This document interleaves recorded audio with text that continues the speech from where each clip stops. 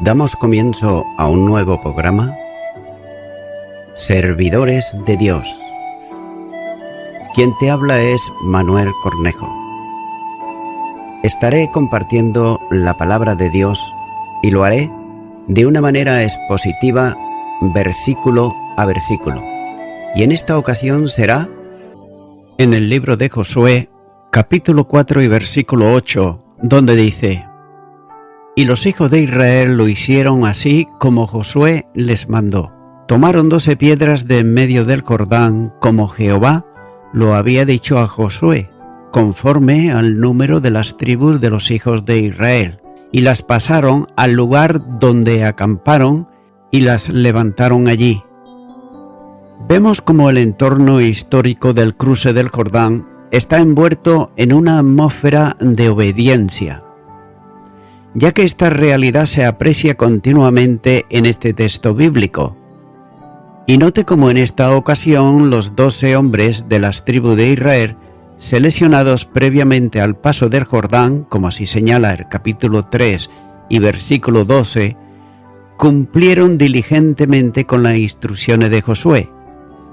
Pero también a su vez Josué estaba cumpliendo lo que Jehová le había dicho, ya que la obediencia requería del compromiso y también entrega personales.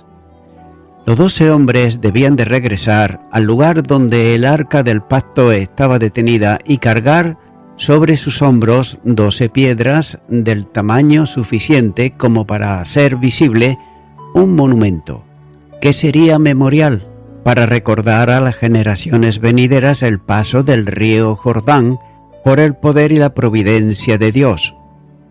El monumento no se levantó al borde del río, lo que hubiera sido por otro lado relativamente sencillo y también fácil para aquellos que tuvieron que cargar con las 12 piedras, ya que fue necesario transportarlas, como dice, hasta el lugar donde acamparon, el refugio nocturno en Gilgal, como así señala el versículo 20. Tuvieron pues que recorrer con sus cargas un largo trecho. Algunos opinan que de 2,5 kilómetros a 3 al oeste del río, hasta llegar al lugar donde se levantó el monumento. No se dice la forma que tuvo el monumento levantado con las 12 piedras tomadas del Jordán. Tal vez la razón del significado del mismo nombre de Gilgal tuviera una forma circular, colocando las piedras una al lado de la otra, hasta formar así de esta manera un círculo. Pero note que esto no tiene, sin embargo, importancia alguna en cuanto a la forma en que fue construido, ya que lo importante es el hecho de haberlo sido cumpliendo así el mandato del Señor. La obediencia es lo que se destaca continuamente en el texto bíblico. Y otra importante aplicación surge de este sencillo texto, en cuanto a la obediencia como distintivo del creyente. Note que la obediencia va siempre vinculada a la vida de fe, ya que la fe viva, dinámica, discurre siempre por el camino de la obediencia. Y tanto en el Antiguo Testamento como en el Nuevo Testamento, la palabra obediencia toma su raíz en el verbo oír. Y es por eso que por esa razón, la Escritura presenta la obediencia como la respuesta a lo que el creyente oye.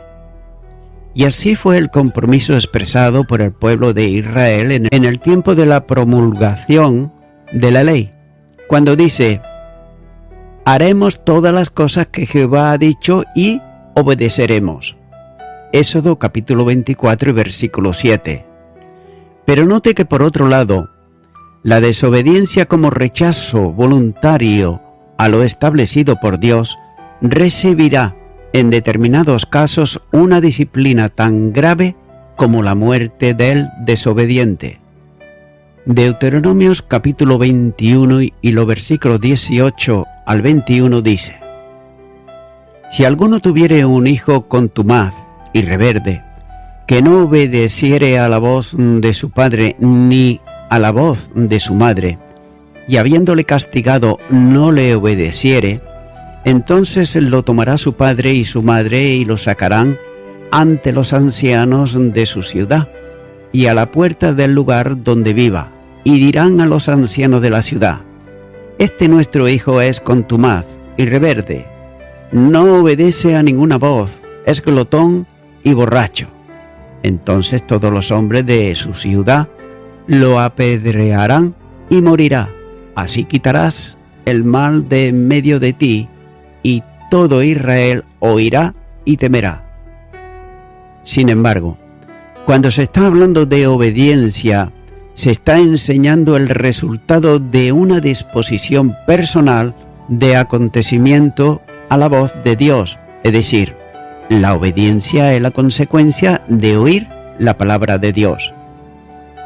Y note cómo la Biblia habla de desobediencia y la vincula muchas veces con la negativa de oír la voz de Dios, como dice por ejemplo el profeta: reconoce pues tu maldad, no oítes mi voz, dice Jehová. Jeremías capítulo 3, versículo 13.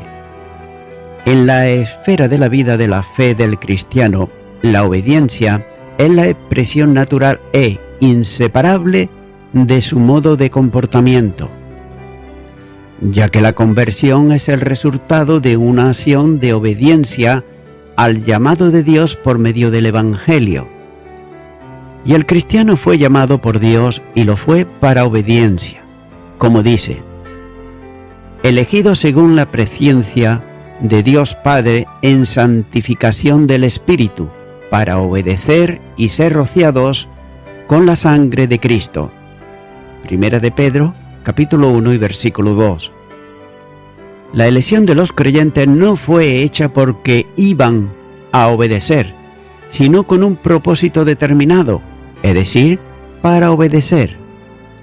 Y es por eso que Pedro llama a los cristianos hijos obedientes. Primera de Pedro, capítulo 1 y versículo 14. Note cómo la obediencia establece la diferencia entre un salvo y un perdido. No regenerado es desobediente por condición natural, pero sin embargo el salvo es obediente a causa de su nueva naturaleza. Y tal distinción está notoriamente expresada en la enseñanza del Nuevo Testamento, como por ejemplo en Efesios capítulo 2 y los versículos 1 al 3, donde dice: y Él os dio vida a vosotros cuando estabais muertos en vuestros delitos y pecados, en los cuales anduvisteis en otro tiempo, siguiendo la corriente de este mundo, conforme al príncipe de la potestad del aire, el espíritu que ahora opera en los hijos de desobediencia, entre los cuales también todos nosotros vivimos en otro tiempo, en los deseos de nuestra carne, haciendo la voluntad de la carne y de los pensamientos, y éramos por naturaleza hijos de ira, lo mismo que los demás. La dotación de un corazón nuevo hace posible una vida de obediencia por el poder del Espíritu.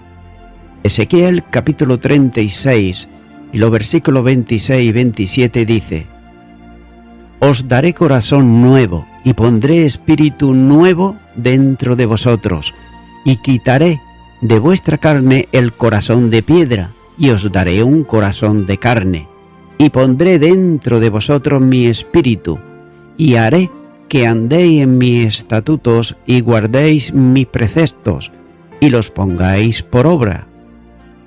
La identificación con Cristo hace inexcusable la obediencia para el cristiano. Y el ejemplo supremo de obediencia es Cristo mismo, que se hizo obediente hasta la muerte y muerte de cruz. Filipenses capítulo 2 y versículo 8. La entrega de su vida en sacrificio por el pecado fue un acto voluntario, pero inseparablemente ligado a la obediencia, ya que era consecuencia del mandamiento recibido del Padre. Juan capítulo 10, versículo 18. Aquel que vive a Cristo entra de lleno en la misma experiencia y dimensión. ya que el sentir de Cristo se convierte en el mismo sentir de los suyos. Haya pues en vosotros este sentir que hubo también en Cristo Jesús. Filipenses capítulo 2 y versículo 5. Y note cómo hasta tal punto que se le requiere el mismo compromiso que el Señor, cuando dice la palabra de Dios, sé fiel hasta la muerte. Apocalipsis capítulo 2, versículo 10, la segunda parte.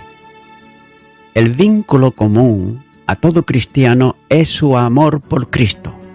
Efesios capítulo 6, versículo 24 dice: la gracia sea con todos los que aman a nuestro Señor Jesucristo con amor inalterable. Amén. Sin embargo, el amor no existe sin la obediencia. Y asimismo lo entendía también el Señor cuando dice: si me amáis, guardar mis mandamientos. Juan capítulo 14 y versículo 15. El discipulado de nuevos cristianos tiene un marcado énfasis en la obediencia. Cuando el Señor estableció la evangelización a todas las naciones, instruyó a los suyos para que enseñaran a los nuevos creyentes el compromiso con la obediencia, cuando dice: todas las cosas que os he mandado. Mateo capítulo 28 y versículo 20. La obediencia de los creyentes debe ser algo notorio a todos. Romanos capítulo 16 versículo 19 dice: porque vuestra obediencia ha venido a ser notoria a todos, así que me gozo de vosotros, pero quiero que seáis sabios para el bien e ingenuos para el mal.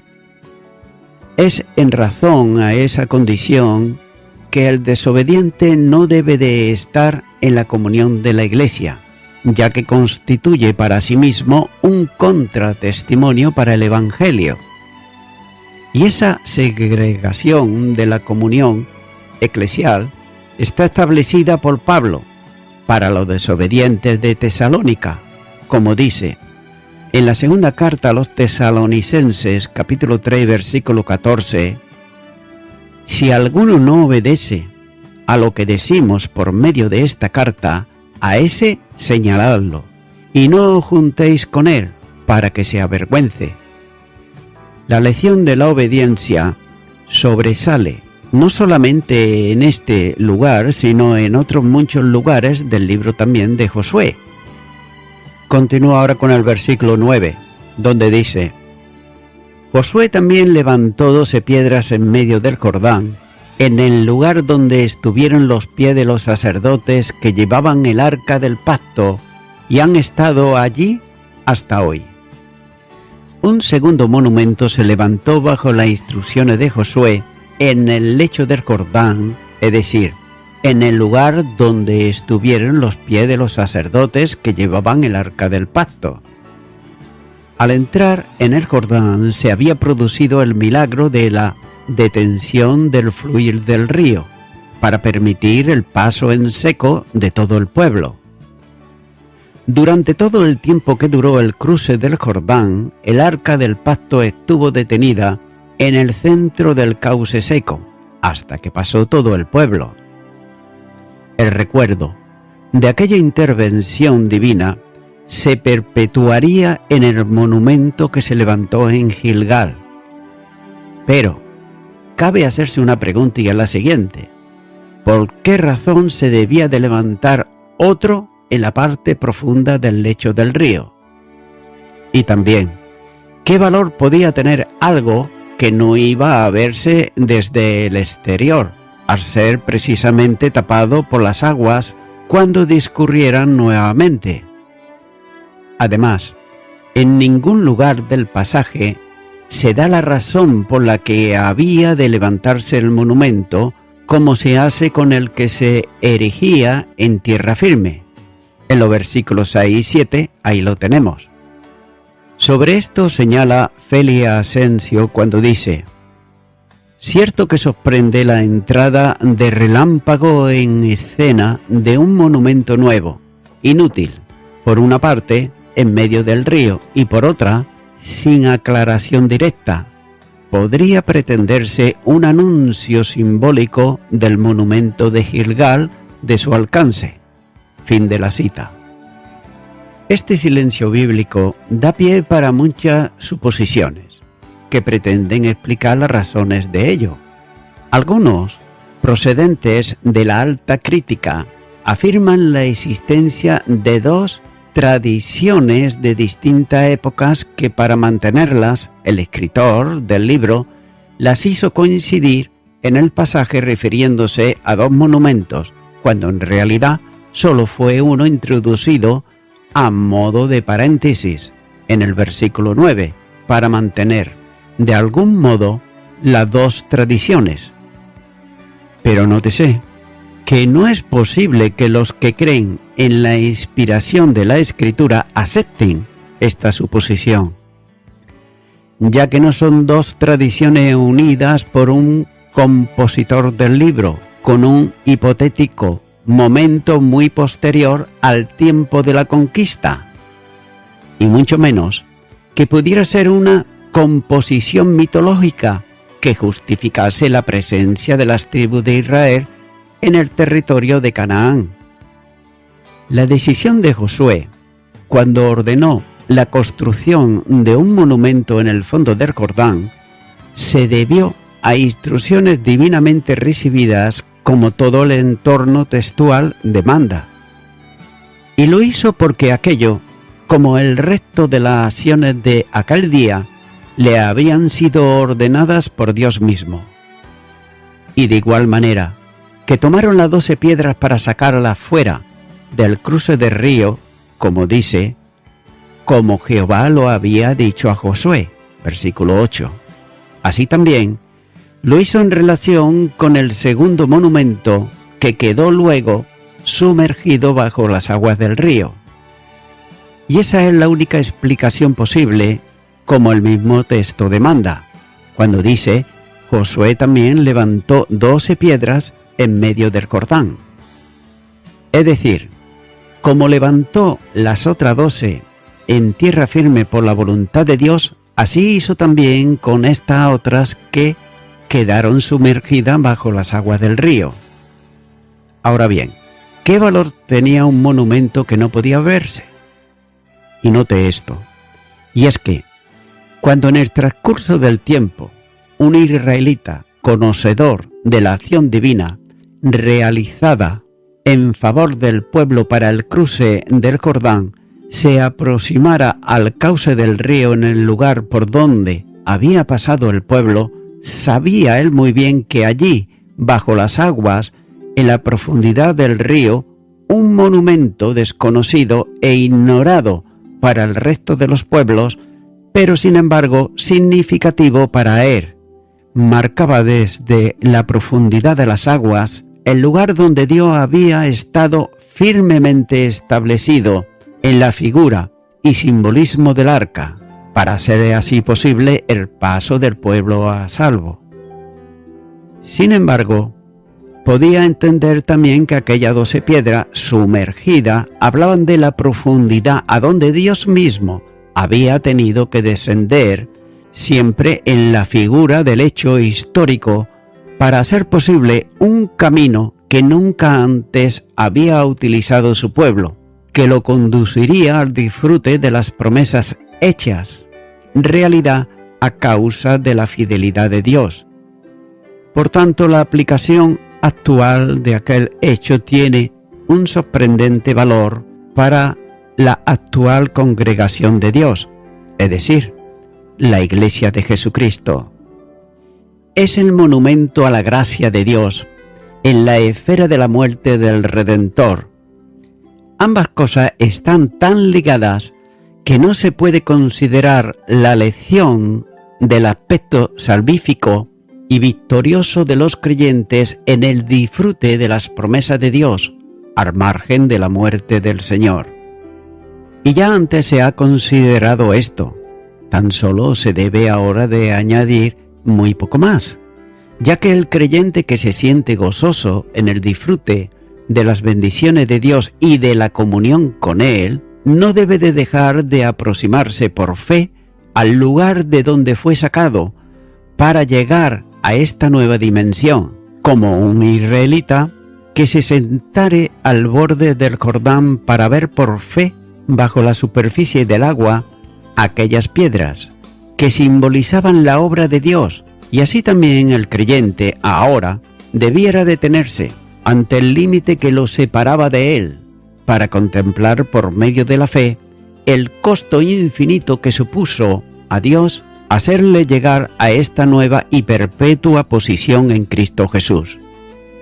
Mirando al pasado, se divisa tal vez en la lejanía de la primera experiencia con el Salvador, el lugar de la miseria, de ira y de muerte donde cada uno de los salvos se encontraba, cuando dice: en aquel tiempo estabais sin Cristo, alejado de la ciudadanía de Israel y ajeno a los pactos de la promesa, sin esperanza y sin Dios en el mundo. Efesios capítulo 2 y versículo 12. Pero el Señor entró en aquella esfera de ruina y maldición, haciéndose él mismo maldición por cada uno para alcanzar a cada creyente el lugar de bendición a que los llevaba. Es por eso que la vida nueva del cristiano disfruta, y ha sido posible porque Cristo dejó su vida en el fondo oscuro de la frontera de la separación de Dios. Punto. Note cómo la fe permite ahora oír la voz del Señor en el momento de su máxima experiencia de descenso, cuando alcanzó la profundidad espiritual del más perverso y arruinado de los pecadores, diciendo en palabra del salmista: Sálvame, oh Jehová, porque las aguas han entrado hasta el alma. Estoy hundido en cieno profundo, donde no puedo hacer pie. He venido a abismos de aguas, y la corriente me ha anegado. Cansado estoy de llamar. Mi garganta se ha enroquecido. Han desfallecido mis ojos esperando a mi Dios. Salmo 69 y los versículos 1 al 3. Entonces, el alcance de la operación de la gracia se hace más íntimo y también personal. Y es ahí cuando el alma que se quebranta delante del Señor y el corazón roto del creyente vierte en su presencia el perfume de la adoración y la alabanza de la gratitud por los bienes recibidos. El amor de Dios toma entonces la dimensión que debe de ocupar en el pensamiento del creyente. Y la cruz se hace notoriamente real, y la pregunta surge en cualquier modo de expresión. Por ejemplo, ¿por qué lo has hecho, Señor? Y nada hay que pueda explicarlo, nada que pueda responderla, nada que pueda satisfacer la razón del pensamiento humano, pero que sin embargo glorifica el modo de pensar de Dios. Es así que cuando todo calla, Dios responde por su palabra: porque ya conocéis la gracia de nuestro Señor Jesucristo, que por amor a vosotros se hizo pobre, siendo rico, para que vosotros con su pobreza fueseis enriquecidos. Segunda de Corintios, capítulo 8 y versículo 9.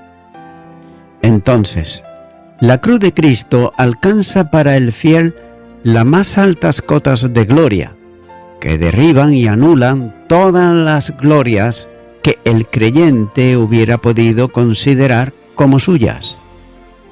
Y es en esa dimensión de humildad cuando la gratitud se convierte en adoración y está en entrega incondicional de todo lo que es en el más alto nivel del sacrificio espiritual, que debe ser santo y agradable a Dios, que es el modo lógico del culto cristiano.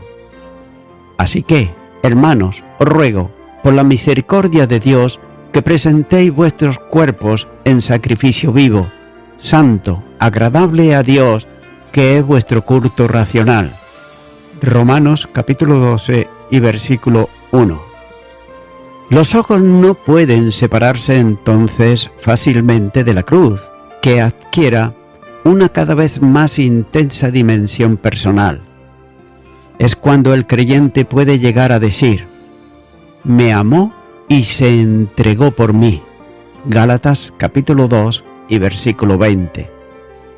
En esa posición de recuerdo agradecido, cuando la gloria personal desaparece ante la infinita gloria de la obra de Cristo, vació plenamente del yo, el cristiano está en condiciones de ser instrumento útil en las manos de Dios. Es ciertamente necesario también recordar continuamente la infinita dimensión del amor de Dios, hasta que cada uno pueda decir: amor insondable y amor soberano, no puedo del leño mi vista apartar. Allí me revelas mi culpa y tu gracia. Allí has sellado mi gloria y mi paz. Y voy concluyendo con esto. Amigo y amiga oyente, cuando Pablo está diciendo me amó y se entregó por mí, podemos observar aquí dos cosas. Y una es que no fue el amor de Pablo lo que le llevó a Jesús a dar su vida en la cruz. Segundo, es que en Pablo no había ningún atractivo como para que Jesús muriese por Pablo, ya que fue el amor gratuito y eterno del Hijo de Dios, y el que se haya entregado a sí mismo por mí es la prueba más poderosa de aquel amor. Amigo y amiga oyente, ¿cómo podemos los seres humanos corresponder a ese amor que demostró en la cruz del Calvario el Señor Jesucristo a dar su vida por el pecador y la pecadora arrepentido y arrepentida? La manera de responder al amor de Dios es recibirle en el corazón, aceptarle como nuestro único y suficiente Salvador. Es por eso que si tú aún todavía no le has invitado a que venga a tu corazón, ahora tú puedes hacerlo a través de una oración de fe, sencilla, eficaz y trascendental. Ora conmigo y repite ahí a donde estás y di: Señor Jesús, vengo delante de ti, diciéndote que soy una persona pecadora, y en este momento me arrepiento de todos mis pecados. Te abro mi corazón y te recibo como mi único y suficiente Salvador. Quiero darte gracias, porque tú entregaste tu vida en la cruz del Calvario por mí. Gracias, en el nombre de Jesús. Amén.